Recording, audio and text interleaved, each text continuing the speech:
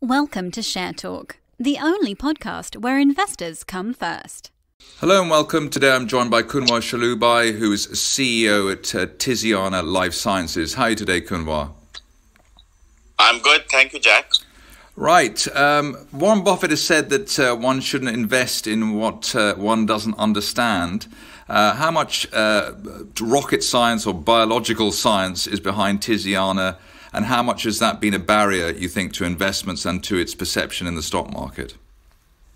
So, Jack, as a biochemist, I usually go for root causes of the disease, and I will go for a well-established mechanism. And two of the assets that we have, our approach is very simple. I care for more of the safety, and you will see in both of our programs in clinical data that we've been successful in developing a safer drug for liver cancer as well as for NASH and Crohn's disease. So to answer your question, our approaches are simple and safer. So they're simple if you are a biochemist, I presume. Yes. Right. The focus of Tiziana is, let's say, liver disease, but you have many other treatment pipelines which you've mentioned. Is there any indication at this stage what the winning area may be in terms of your development, both in terms of approval or efficacy? So, Jack, you are absolutely right that growth drivers or growth potential of Tiziana Life Sciences are huge, but company is focused on one drug, which is a small molecule inhibitor. It is for liver cancer, and we have reported interim analysis, and so far data look fantastic.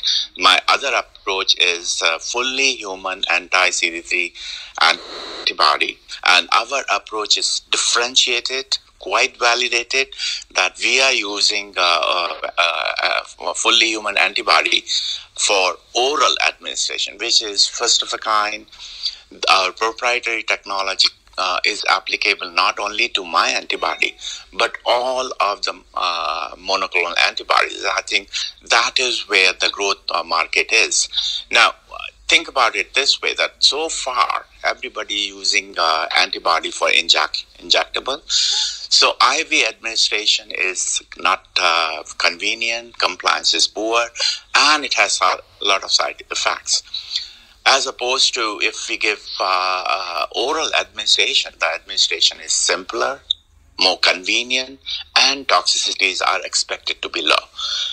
We have already done some clinical work. More importantly, two independent groups have validated the approach of using oral administration of antibody. So, in a way, I believe this approach is de-risked, and this has huge market potential, and this could be a great growth driver for us. Right. There seems to be a bit of a gold rush in terms of pharmaceutical research and development at the moment. How much competition is there for Tiziana at the moment? And is it possible that while you're developing a blockbuster drug of your own, others could overtake you or get across the line first? Yes. So let me go by one. So two main assets. For liver cancer, hepatocellular carcinoma, see, this cancer is caused by hepatitis B, hepatitis C, aflatoxin, and alcohol. So what I'm trying to tell you is the etiology is complex, and it's caused by a number of etiological agents. So given a population, you would have complex heterogeneity. And if your drug is specific for one mechanism, then your response rate would be poor.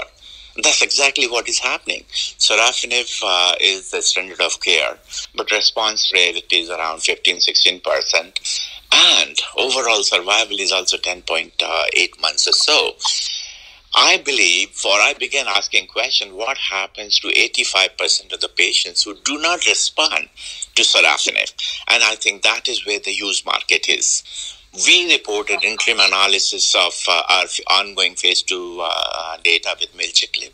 Milciclib is a small molecule pan inhibitor of cyclin-dependent kinase, And all of the studies, clinical studies that we have done in over 250 patients, drug is safer than any of the existing drugs for hepatocellular carcinoma, and our response range seems to be better than the standard of care. And I think that is where our program is differentiated for liver cancer.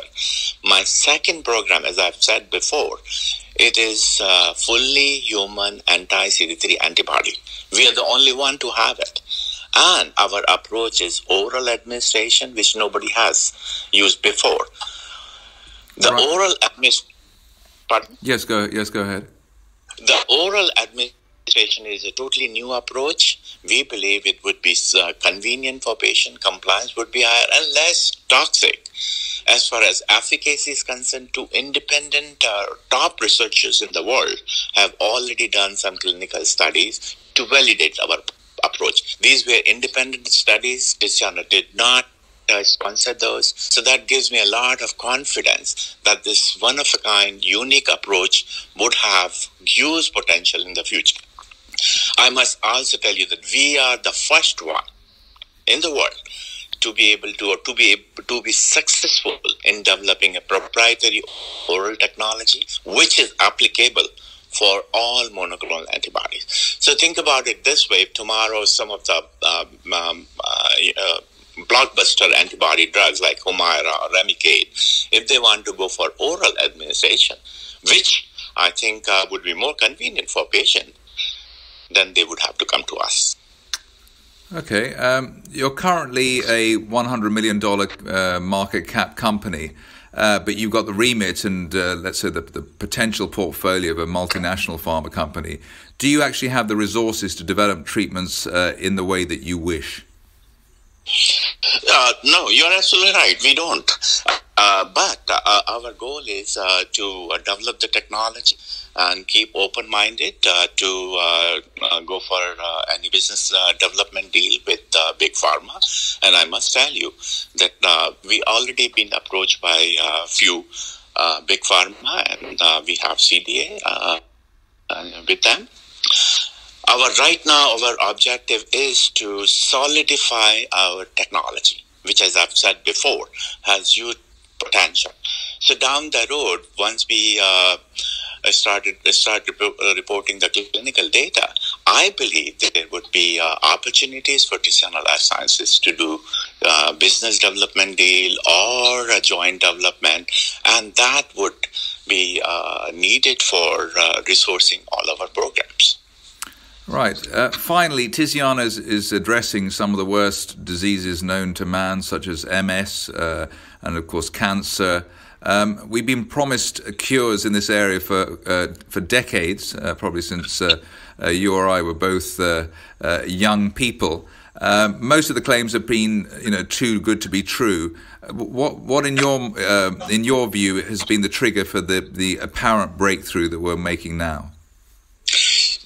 Jack, our approach is to go to the best people in the world. For MS, the ongoing trial is being conducted by Howard Wiener. He's one of the top 5 people in the world. And we will be reporting data in July and or August first week. And so far, whatever I've seen, I'm very pleased with. That's number one. Number two is, as I said, liver cancer. Our approach is quite differentiated, quite different from others, and we care for safety also. So, current standard of care produces efficacy, but at the cost of safety. And compliance is very poor because the drug produces a lot of toxicities. Our drug has been in patients for a number of months and years, and it is very safe. And you will see the data that would be coming out end of July, that the compounds works beautifully, and it is well tolerated. And I think that is where we differentiate from the rest of the people. Right, and so I'm just remembering, with this sort of celebrities, you remember the diseases they have. I think the rock star David Bowie had liver cancer, probably from hepatitis C. Are you saying that we have the technology now that somebody like that could turn up with liver cancer and they could actually be saved? Well, we are in phase 2 clinical trial, but I can tell you based on whatever I have seen that our drug is safe. And it is showing promising data in terms of extension of quality life of these liver cancer patients. See, Jack, I believe in taking care of or addressing the problems of cancer patients, that you can expand the life by 2-3 months, but at the cost of life. That's not worth it. Our compound or our asset is not only is anticipated to expand life, but not compromising the toxicity. And that's the beauty of our compound. Kunwar Shailubhai, CEO at Tiziana Life Sciences, thank you very much indeed. Thank you. Thank you for listening. Remember to visit our website for more news and other podcasts at www.share-talk.com.